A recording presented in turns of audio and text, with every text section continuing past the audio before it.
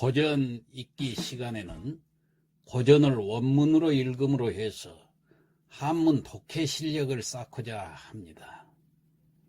사상성과 문학성이 높은 고전을 통해 작품의 중심 사상을 이해하고자 합니다.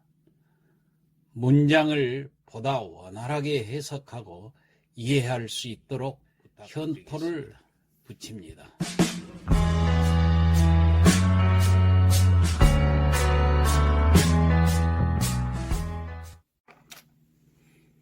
고전 읽기 시간입니다.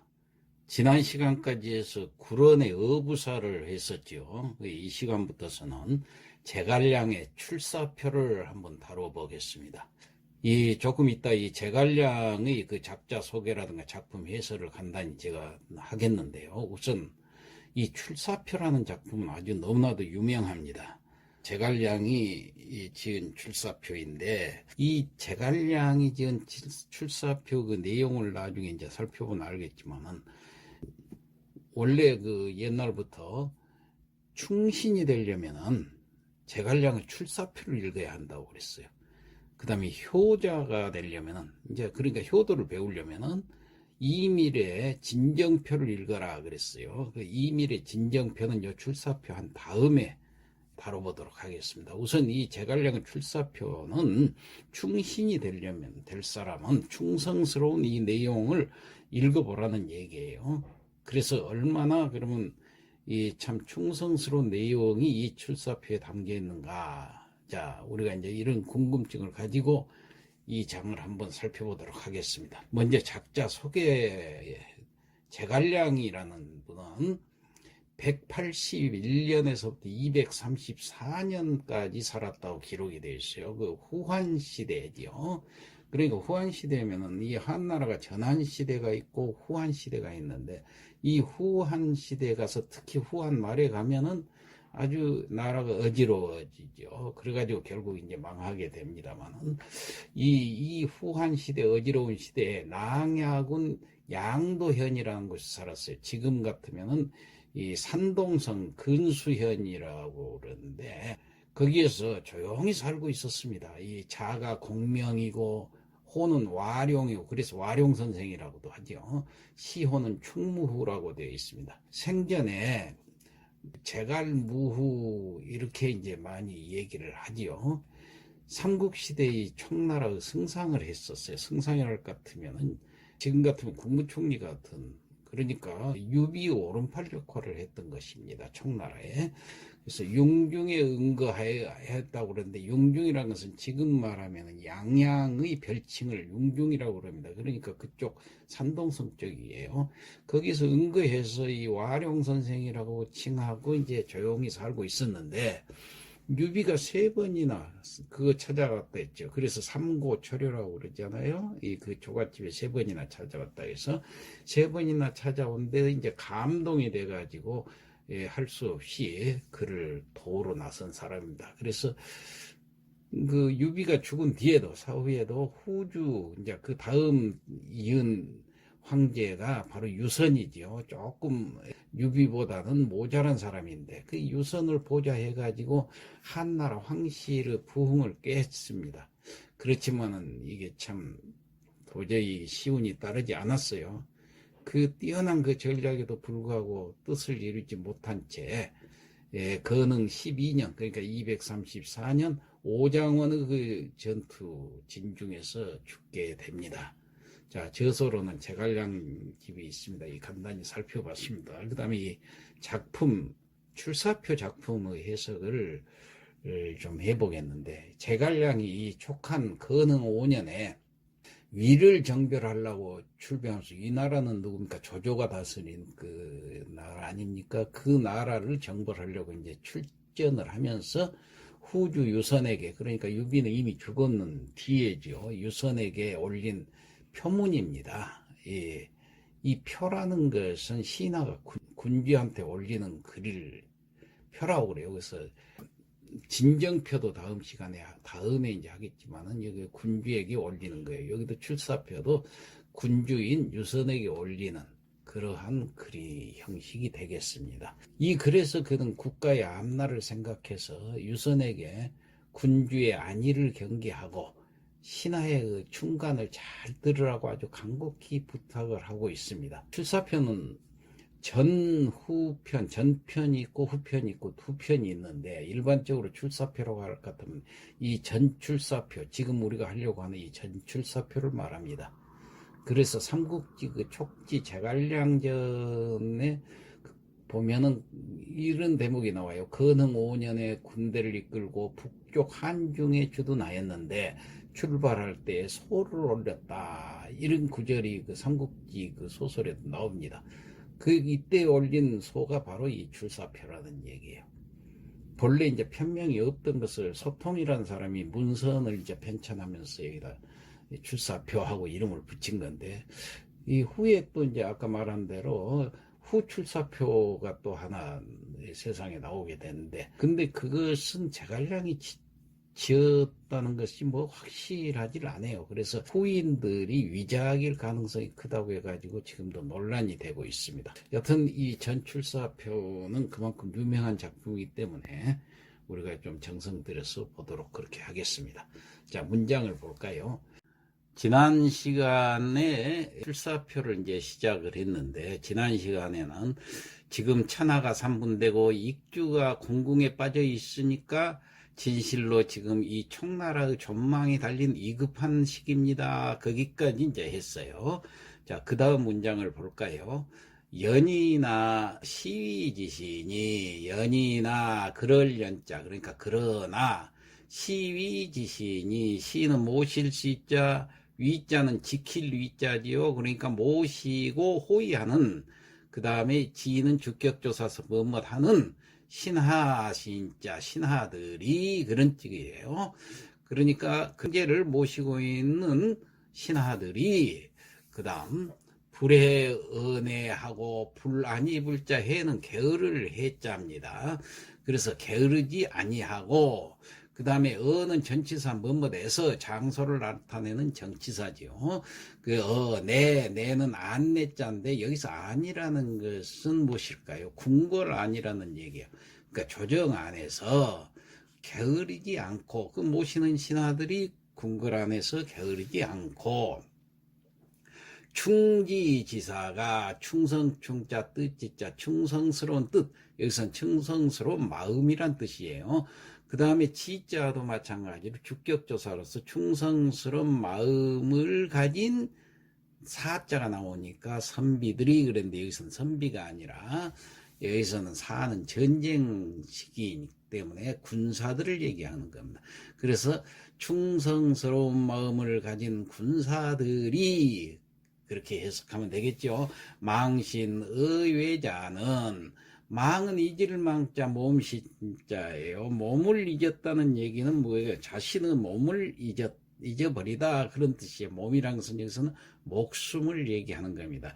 그러니까 자신의 목숨을 잊어버리다, 이 말은 자신의 목숨을 아주 던져버리는 거예요. 돌보질 않는다는 뜻이에요. 나라를 위해서 오로지. 그래서 망신, 그런 뜻은 나라를 위해서 자기 목숨을 버릴 각오가 되어 있는 사람들이, 외자, 어는 장소를 가리키는 또 전치사가 나왔습니다. 어디에서, 외자, 밖에서. 자, 자자는 맨 마지막에 해석을 하면 돼요. 외란까지 해봅시다. 외라는 것은 바깥인데, 여기서 바깥이랄 같으면 궁궐 밖을 얘기합니다. 그러니까 궁궐 밖은 뭐 하는 데입니까? 전쟁터예요. 그러니까 전쟁터에서, 그런 뜻이에요. 싸움터에서 몸을 돌보지 않는, 그 다음에 자자랑서 사람은 그렇게도 해석이 되지만, 여기서는 사물이나 사람이나 다 마찬가지로 놈자자가 뭐뭐 하는 것으로 해석하면 됩니다. 그러니까 여기서는 몸을 돌보지 않는 것은 그렇게 해석을 해야 돼요.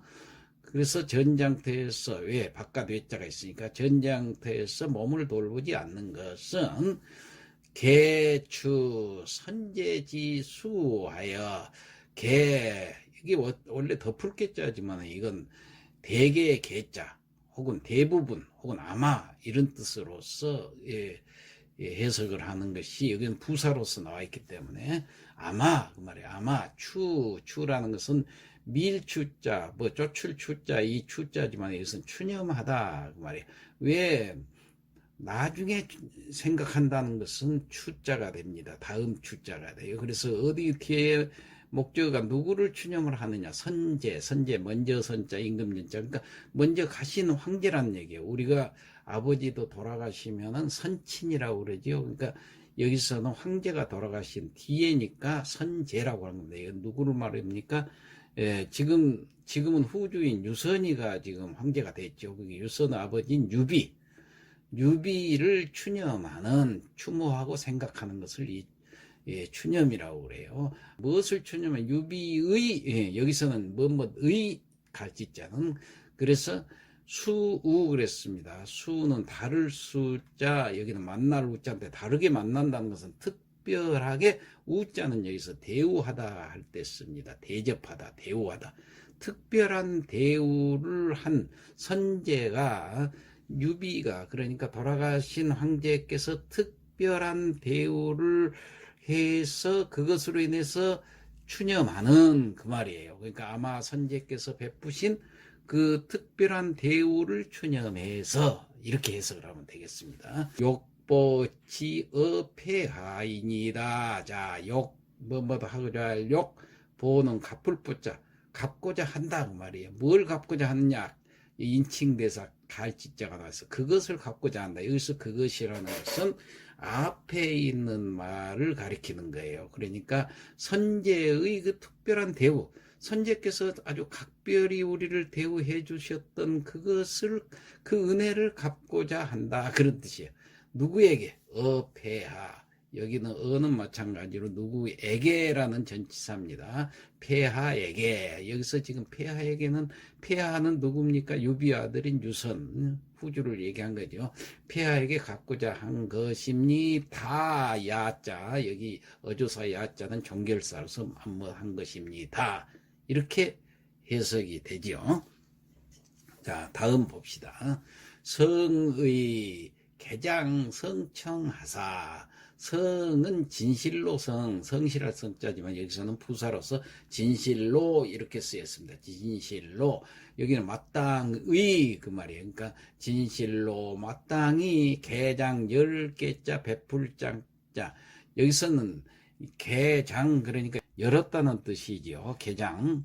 뭘 열었을까요? 여기서는 그 뒤에 나오는 것을 이제 해석을 해봐야 한다. 뭘 열었는가? 성청을 여시고, 성청이라는 것은 이거 성상을 임금, 황제를 얘기하는 거, 황제의 청이라는 것은 들을 청자지요. 그래서 황제가 아랫사람의 의견을 듣는 것을 성청이라고 합니다. 아랫사람의 의견을 청취하는 것. 이 성이라는 것은 이 황제를 존칭해서 쓰는 거기 때문에, 그렇기 때문에 아랫사람의 의견을 청취한 것을 개장, 10개자 베풀장자는 건 별장이나 마찬가지예요. 별다, 버릴 장자, 이런 식으로. 그러니까 크게 확장시키는 거예요. 열고. 그러니까 다시 말해서 이것은 언로를, 지금 말 같으면 언로를 확 튀어가지고 열어가지고 신하들의 얘기를 좀 진실로 듣는 거예요. 그래서 진실로 마땅히 언로를 넓게 여셔서 이광 선제유덕하여, 이광, 여기는 말일 이자 접속사로서 그냥 해석하면 돼요. 그 다음을 이어가는 거예요. 광, 빛낸다, 그러면 빛광자, 빛낸다, 이광, 선제유덕, 선제의, 돌아가신 황제의 유덕을, 남을 유자, 덕자, 남기신, 성제께서 남기신 그 덕을 빛내게 하시고, 누가? 지금 이 후주께서 그렇게 하라는 얘기예요. 선제의 덕이 빛나니까 그걸 더 빛내게 하시고, 그 다음에 회홍 지사지기 하시라. 이제 이것은 회홍 그렇게 나왔는데, 회라는 것은 넓을 회자고, 홍은 클 홍자예요. 그러니까 넓고 크게 하다라는 거예요. 그 유덕을 넓게 크게 하라는 얘기예요. 자, 그래가지고 지사지기, 뜻지자, 선비사자인데, 지사라는 것은 아까 말한 대로 신하들을 얘기한, 신하의 여기서는 갈지자를 뭐뭐의 소유격으로 해석을 합니다. 기라는 것은 기운기자니까 사기라는 얘기예요. 그러니까 지사들의 사기를, 신하들의 사기를 회홍, 넓고 크게 하라는 얘기죠. 이것은 사기를 북돋아 주라는 얘기예요. 그러니까 회홍지사지기 하시라. 그 말은 지사들의 사기를 북돋으셔야 합니다. 여기까지 하고, 그러면 지금까지 했던 것을 성독을 한번 해볼까요? 연이나 제갈량의 출사표라. 연이나 시위지시니 그러나 황제를 곁에서 모시며 보위하는 신하들이 불해연애하고 궁궐 안에서 게으르지 않고 충지지사가 충성스러운 뜻을 가진 군사들이 망신의외자하니 전장에서 몸을 돌보지 않는 것은 개추 선제지수하야 이미 선제께서 베푸신 각별한 대우를 추념해서 욕보지어 폐하야이니다. 그것을 폐하께 보답하려는 것입니다. 성이 개장 성청하사 진실로 마땅히 언로를 넓게 여시어서 이광선제 유덕하야 선제께서 남기신 덕을 빛내시고 회홍지사 직위하시옵소서.